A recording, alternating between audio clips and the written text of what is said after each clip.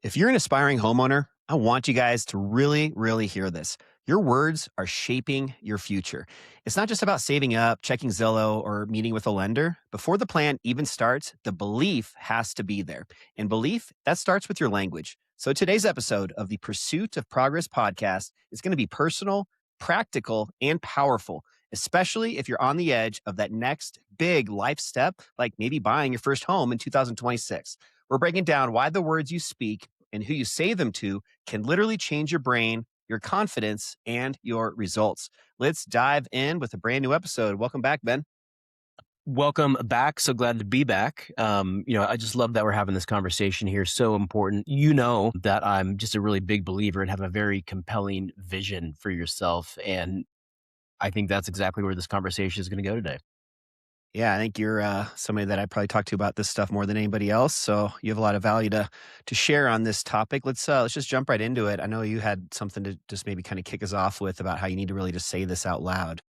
Yeah, you want to believe it out loud. You want to say it out loud. You want to have that compelling vision for yourself because you need to have something that you're going to be excited about every day. It's also going to help you stay the course when you have temptation or you get pulled in different directions. When you have that vision and you're saying it out loud and you believe it, it's going to be easier to say no to the things that don't align with what that vision or what that goal is. Most people have vague goals, and when you have vague goals, you get very vague results. And that's why you want to have a very clear and defined vision, whether Hmm. it's buying a home, saving for retirement, parenting, planning, aerobic goals, fitness goals. You want to really define what that vision is. So kind of going back to the homeowner side of things, when you say something like, I want to buy a home this year, I want to buy a home this year, it activates your reticular activating system. Speaking your goal out loud helps your brain scan for ways to make it real. And when you say it enough, you start to really believe it. It's not delusional, it's wiring your brain for action. This is a quote that I love, and it says, "The plan doesn't come first, the belief does." And I also wanted to share this. Have you ever watched that movie, King Richard? Is that Will Smith? Yeah, it's Will Smith. It's the one that he won Academy Award for back in 2021. Essentially, it's the story of him playing Richard Williams, Venus and Serena Williams' father, and how he parented them, how he mentored them, and how he coached them growing up. And throughout the movie, he is just constantly telling them from young kids, 4, 5, 6 years old, up until they were 10, 11, into teenagers, he would constantly just tell Venus, "You are going to win Wimbledon someday." And he would tell her that, and he would tell her that, and he would tell her that, and she would believe it. And he would tell Serena, "You are going to be the best tennis player that's ever walked the face of the earth." And so when these girls were getting interviewed at 10 or 11 years old, when they started doing some of their first junior tournaments, the amount of belief that they had in themselves, like they really believed that. Venus really believed that she was going to win Wimbledon as a 10-year-old. Serena really believed that she was going to be the best tennis player ever. And all of those things came to manifest. That's really cool. Yeah, I think that's one of the best gifts a parent can give their kids. And that's something that is very repetitive with a lot of the most successful people you hear about is they've got a very strong support system at a young age. And there's like this fine line, I think, with that, between being overbearing, like the crazy parent that's just like forcing it on their kid, but Yeah. doing it like you're saying in more of a verbal, just very supportive, optimistic, but realistic at the same point, just instilling that belief in them. I love that. Yeah, and to be fair, there was a side of him that was pretty intense and probably Yeah. borderline crazy. But if you're gonna do big things and change the history of sports, like you're gonna have to take a very radical approach. That's what they did, and they walked it out, and it came true. Definitely. Yeah, to kind of like piggyback off of that, also, it's not just, why you're saying it out loud. It's also just the words that you're actually using when you're saying it out loud Hmm. and just being very intentional. I know you've even talked about this on a few of our other podcasts in the past about, kind of eliminating words out of your vocabulary, which is Yeah. definitely important. I think that weak language is really what can kill momentum. Hopefully, maybe, yeah, I'll try. You want to, Work on this brand new project? Yeah, maybe. Yeah, hopefully if I have time to do it, or yeah, maybe I'll try next month. Those are all words that are just very lackluster. They're not taking action. Instead, just being a lot more authoritative. I will own a home in 2026. Those strong words are not just about sounding better. They're really about setting your brain up to expect that success, kind of piggybacking off that reticular activating system comment that you made a minute ago, Mhm. ingraining it in you to a point of it's reality. Yeah, because when you start to eliminate the negative language and you start to say the positive things, you start to believe it. And you might believe in the vision or the result, but you don't know how you're going to get there. But then what will happen is you'll start to figure out and get a little bit more creative in some of the ways to get there. And so using that really soft or weak language, it's so damaging. And I have learned this firsthand. I share this with my kids all the time.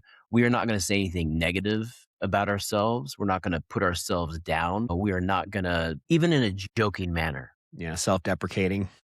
we're not gonna be like, "Oh, I'm an idiot," we don't use language like that. Mhm. Even if it's a joke. I've shared this 1,000 times, but, my daughter is a competitive runner, and she used to say things like, "I need to, like, slow down after the first mile, if I'm going too fast, or I need to slow." I'm like, "We are not allowed to say that. That word is banned from our house, slow. We are not saying that word, slow." Now, if you wanna rephrase that into I need to adjust my pace or I need to change my momentum or my trajectory. I think I know what you're meaning, but how you phrase it really truly does matter. Mhm. Yeah, definitely. I love that. Let's just talk about the next part, which is, I think, just as important. Yeah, I'm glad that you asked me to share this part here. Say it to people who matter. One thing that I've observed is that most people don't speak their goals because they're afraid of being held accountable.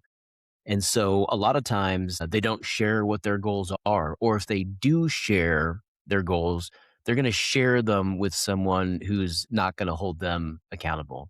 It might be someone that's going to be like, "Oh, well, you tried, or it's not that big of a deal. We'll go get it tomorrow." When you keep this stuff inside and you don't share it, it's easy to quit. It's easy to give up on yourself. Telling someone though what your goals are and the right person makes it real. Now you've got a witness. And so this is always my suggestion. Find 2 to 3 people and tell them what your goals are. I am going to buy a home this year. And both things can be true. You can acknowledge some of the challenges that this market presents while also believing that you can buy a home this year. And if you're someone that wants to buy a home, but you're concerned about affordability or you're concerned about the monthly payment, or maybe you don't have anything saved for down payment, there are ways, I'm telling you right now, to navigate around those. And Adam and I host an affordability podcast or webinar every couple of weeks where we go over some of these specific strategies. Because if you're thinking that way, you're not alone. There's a lot of buyers in Denver that are having those same thoughts. They want to become a homeowner because they understand the benefits, medium and long term. They understand the value, but at the same time, they have real concerns, and there are ways to navigate around that. So if you do want to become a homeowner, say that, believe it, and share it with 2 or 3 people. Absolutely, guys. Yeah, go to denverwebinar.com for that. Last but not least, I'd like just to talk for a minute about just how your words can also create pressure, and that's a good thing. So, kind of piggybacking off of just saying it to people who matter, pressure always creates progress. So, think of it, kind of a different perspective here. By putting that pressure out publicly, as well as even just privately with a few people that you know are really going to be in your corner and pushing you to get better and do a better job. With those types of people, you can basically just do it kind of like a give and take. Like, hey, you tell me what your goals are, I'll tell you what mine are, and by doing this together, we're going to hold each other accountable. We're going to give each other the gift of pressure by just reminding them and holding them accountable and hoping that they're progressing. That tension is definitely what can drive you forward. And the more people that know, the more serious that you can become. So if you want momentum in 2026, definitely start out by just speaking with clarity and as much commitment as you possibly can.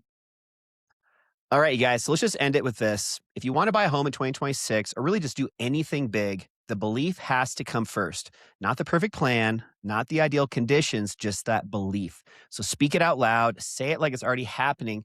tell your people around you, and then just imagine and watch what's going to happen from there. We're going to see you guys next week for a brand new episode of the Pursuit of Progress podcast. Until then, keep moving forward. I'm Adam with my co host, Ben. We'll see you guys next time.